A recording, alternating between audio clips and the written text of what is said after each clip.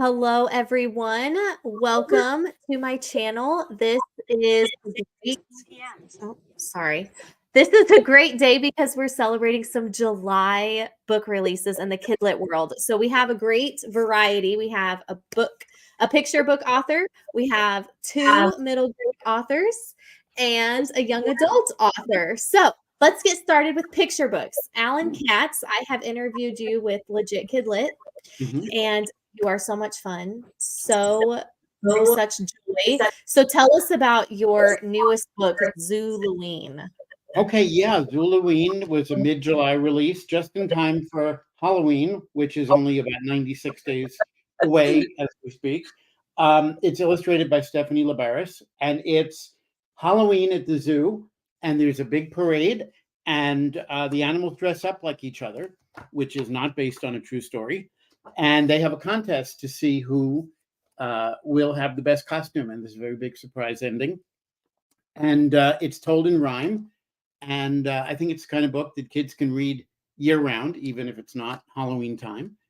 And I'm very excited about it. I think it's from HarperCollins, and I think they've done just a remarkable job putting it together. It looks so cute. Can you show us your favorite spread in it? Do you have like a favorite? And who illustrated? Stephanie Labaris. I may be saying that wrong. We have been friends on social media, but I have not actually had the occasion to say her name to her.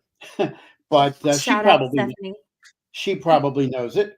I think really we should just spend the rest of the time reading the book, because that's how much fun it is. I love that idea. I know, but it's take a glance, but please don't eat a walking, marching grilled cheese cheetah. Hard to believe a pin so tall is there with a growling bowling ball, and the animals are all either dressing up as each other in some cases, or as a grilled cheese, for example. She's just a marvelous illustrator, and she's done a lot of wonderful books, and I'm very proud to be collaborating with her on this one. Very cool. And I love Halloween, so good timing for that book too. All right, Betsy Uhrig, you wrote a middle grade novel, Mind Over Monsters. Do you want us to tell us about that book? Here it is, and it is slightly Halloween themed as well, considering it's about a group of kids who start working on a cheesy meditation app that the school bought for them. And it turns out that when they start to try and face their fears using the app, the fears come to life and overrun the school, and the only thing they have available to battle these monsters are the sporting equipment in the gym, mainly lacrosse sticks. Okay, that sounds like a lot of fun. Will you read the first couple sentences of it for us? I could, yes. I should also point out that the publisher, Simon & Schuster, very indulgently let me put each kid in there in a little yearbook photo type situation. I love that. Yeah, so these are the kids in the meditation group. That's a good idea. The first paragraph, I write short paragraphs, is Go for it. The Cranberry Bog middle school mascot was, not surprisingly, a cranberry. They tried to make it look tough by drawing its fists on its hips and a snarl on its face, but in the end, it was still a cranberry, a small, sour, bug-based fruit. And there he is. Look at him. Is there really a school with a cranberry mascot? There is not, as far as I know, but there should be, because it's, it makes for the perfect mascot. It's a little snarky and round and red and fun. I love it. Sally, why don't you tell us about your release, and if you want to read yours is in verse, correct? Yeah, it is. So can you read the first poem in there? Can? Yeah, my story is called Invisible Isabel, and it is about a very shy, quiet girl who's feeling invisible at home amongst her very rowdy friends, and invisible at school because there's some friend problems and a teacher that's a little bit persnickety this year. So it's about a girl to learning to speak up for herself over the course of the story, which is aimed at maybe say grades 3 or even grades 2, 3, and up.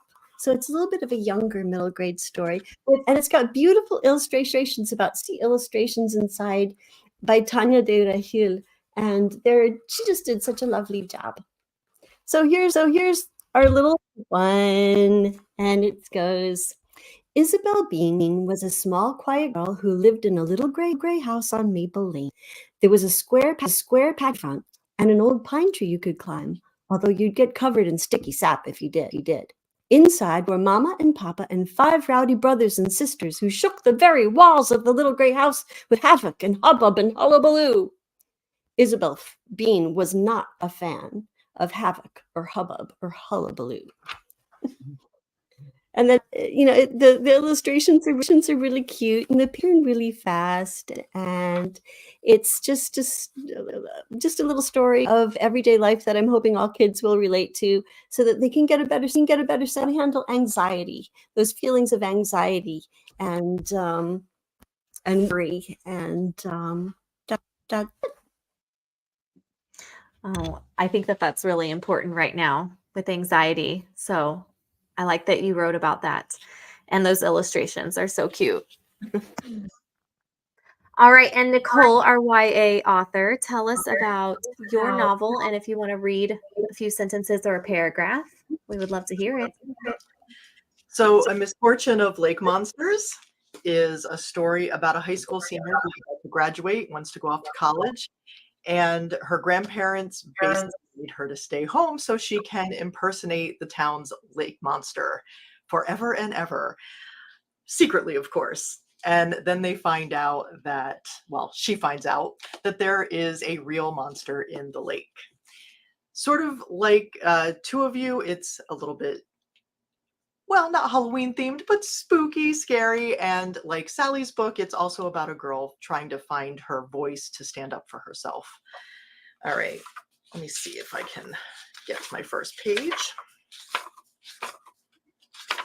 All right.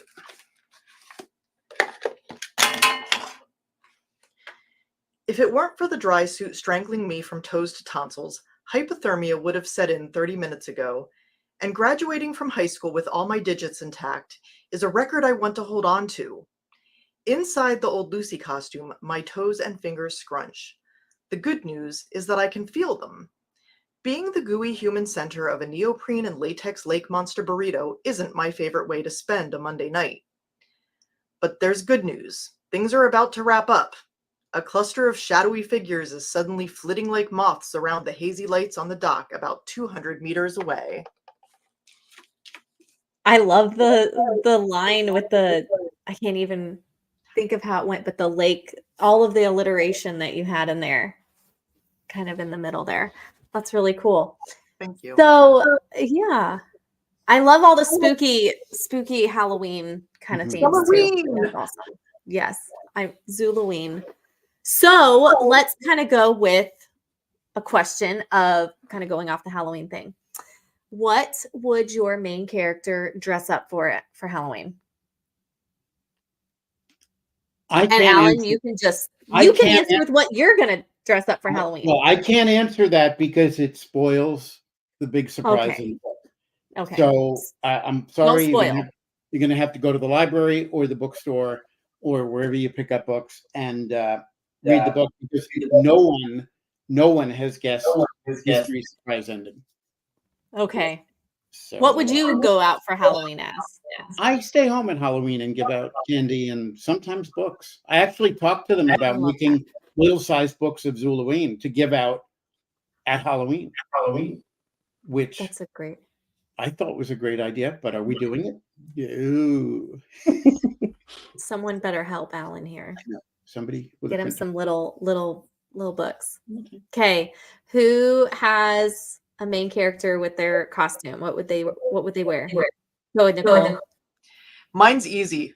Lemon would dress up as old Lucy the lake monster. She already has the costume. It's an easy guess. Yeah. I love it.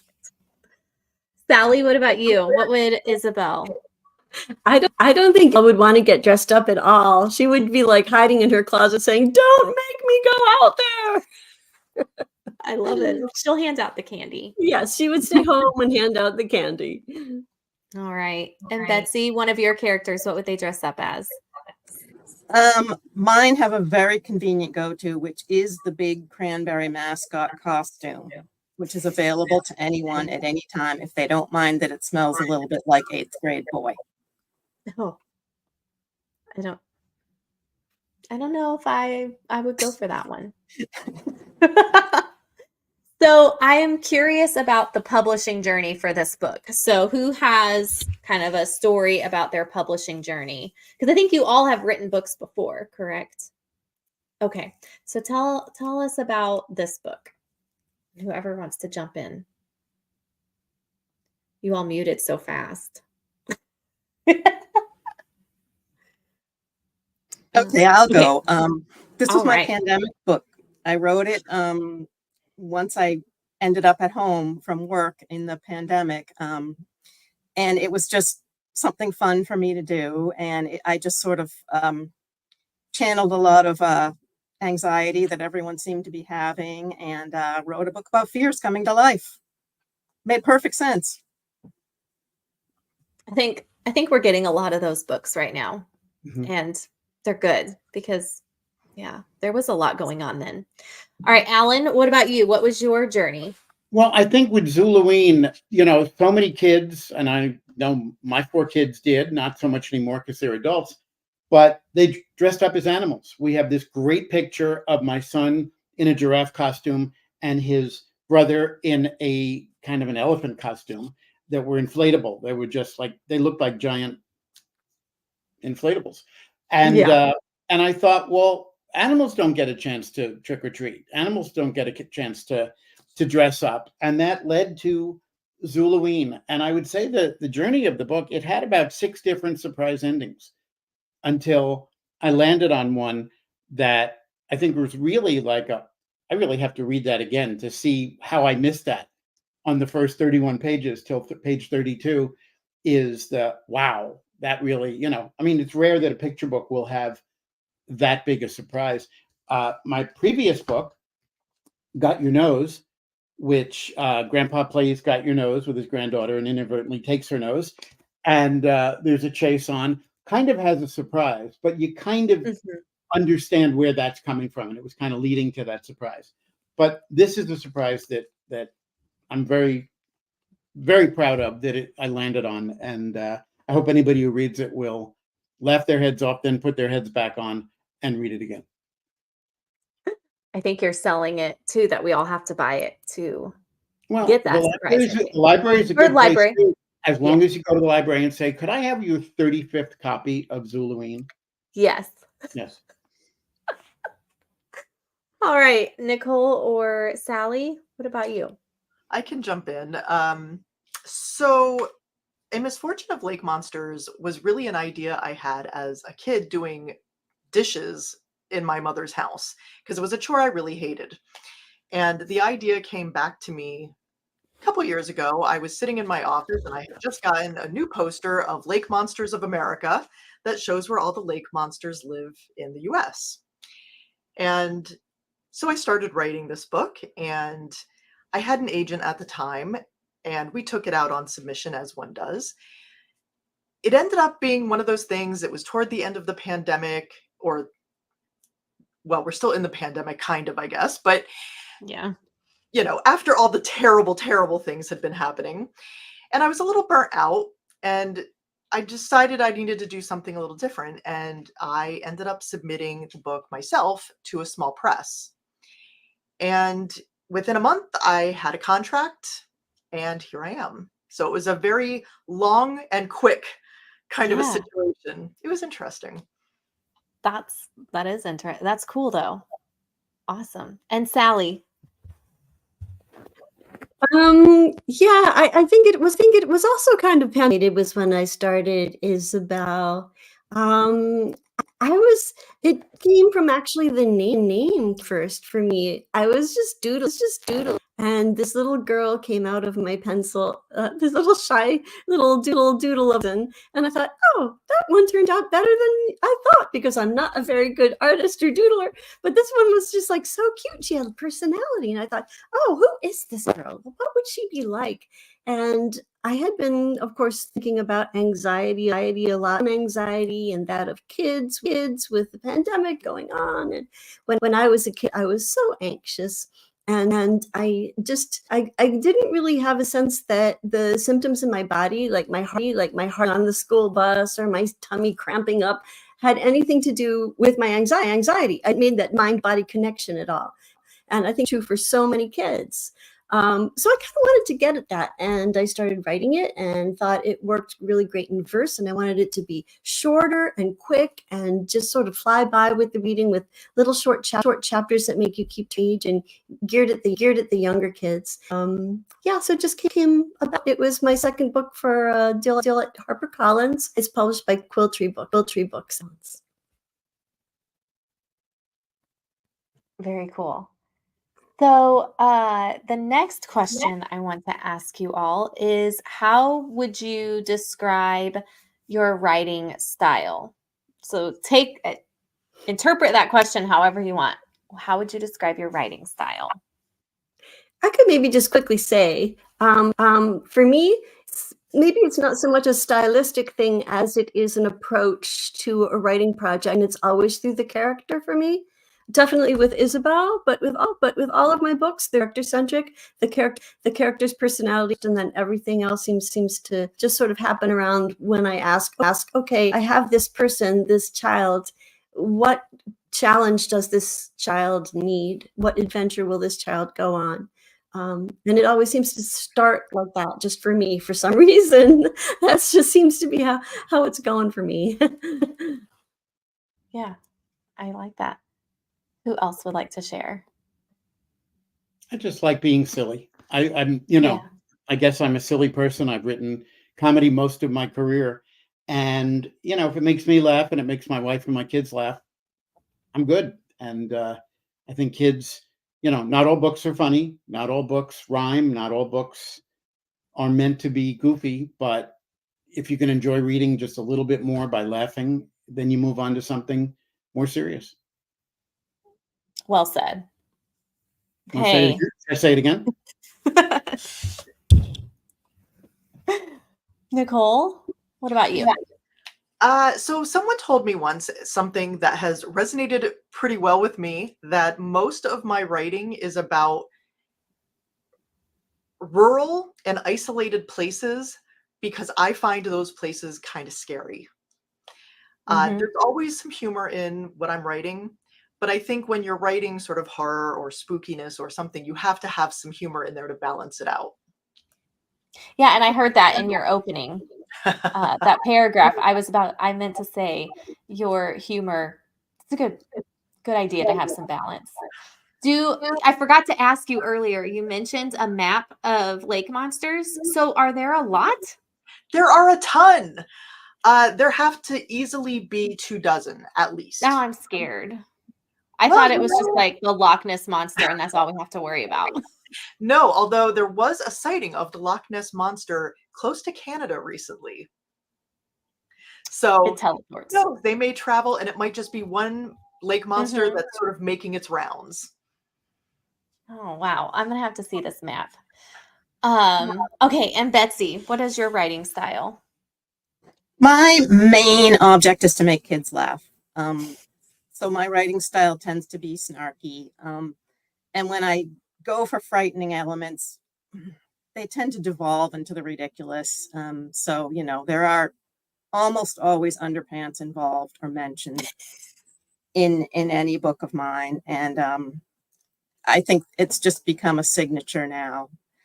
And that's what I really enjoy doing. I like writing bickering. It's one of my favorite things to write, is when the kids are kind of going at it and it ends up being funny. And that's my goal. I think that's great. It's funny that, just side note, that I randomly got the four of you together, yet we have so much in common, and your books have so much in common. I love it. All right, let's end with give us a book recommendation. Any genre, any age group. What have you been reading and loving, or what would you like us to read? I would recommend books by these three wonderful authors. Thanks. Highly recommend them. My recommendation, my go-to is always, other than the books that I'm going to check out by them, for sure, is anything by Dan Gutman. You want to laugh, you want to feel good about reading. He's a buddy, and my kids grew up on his books and learned to love to read on his books, and that's the highest recommendation I can give. Yeah, agree. I can share mine would be, and I just recently read And Then Boom by Lisa Phipps. Like it, I asked in a group for a book that I needed some emotion. I was struggling with reading, and I always like reading like strong emotions. I want to cry. And they said that book. And so I read it. And sure enough, like it's in verse. So within the first few poems, I was already sad. And then it just got worse. But it ends up okay. But I mean, that book was definitely heartbreaking, which her first book, Starfish, was as well. But definitely recommend And Then Boom. All right. Who's next? Betsy, do you have a good book for us to? I do. This is non-heartbreaking. Good. It's a book called, I don't know if you can see it. It's called Harville. Oh, there. Yeah. And it's by Justin Davies, and it's a very small press in Scotland, I believe. And I'm just going to go ahead and say that there's a map. Yes. And it's a really fun adventure about an island that basically no one can get to. So you either live on the island or you've never heard of it. And I'm going to recommend it for the recipes alone, because the stuff they eat, it's all seafood, and the author makes it all sound pretty disgusting, but the characters love it. And I really enjoyed that. The characters were just, at home where they are and eating what they eat. And there's even these little illustrations of like sort of wretched looking fish dishes. So recommended for a laugh. I will not. Thank you. Sally, do you have a book you would recommend? I do very much. I was a few weeks ago at the ALA conference, and I got. It's so funny. We were my previous book, one called The Fire, the Water, and Maudie McGinn, won the Schneider Family Award, which was really exciting.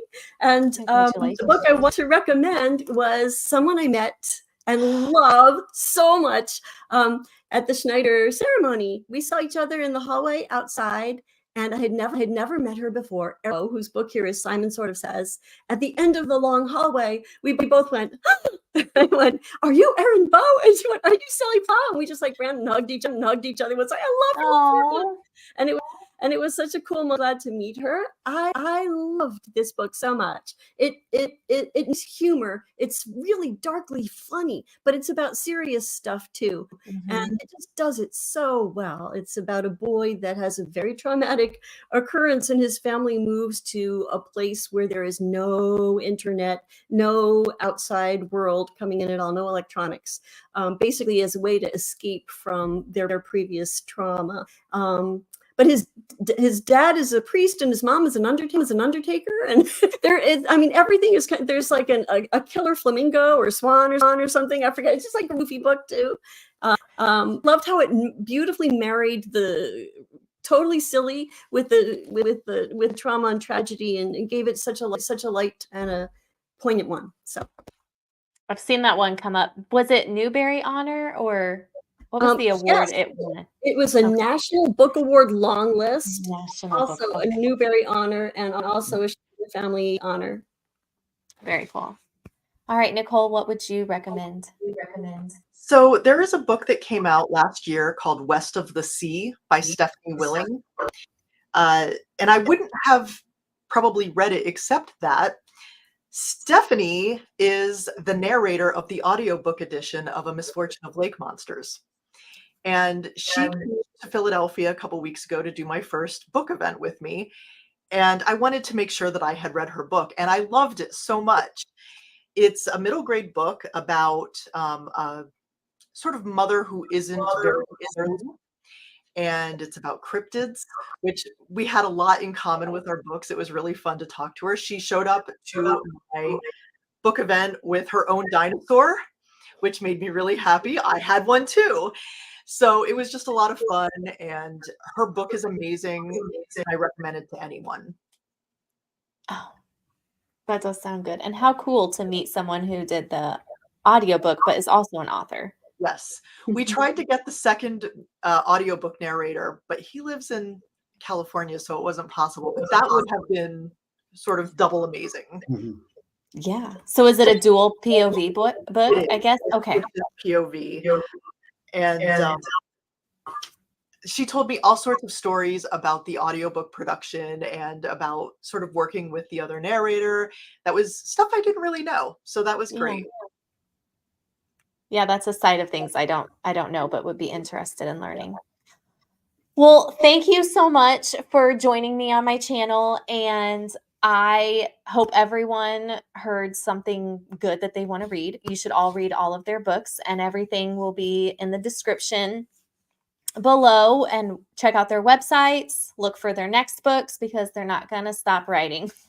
Right? Can I spend 3 seconds on the next book? Yes. You're going to be glad I said this. Do it. The Funniest Joke Book for Kids.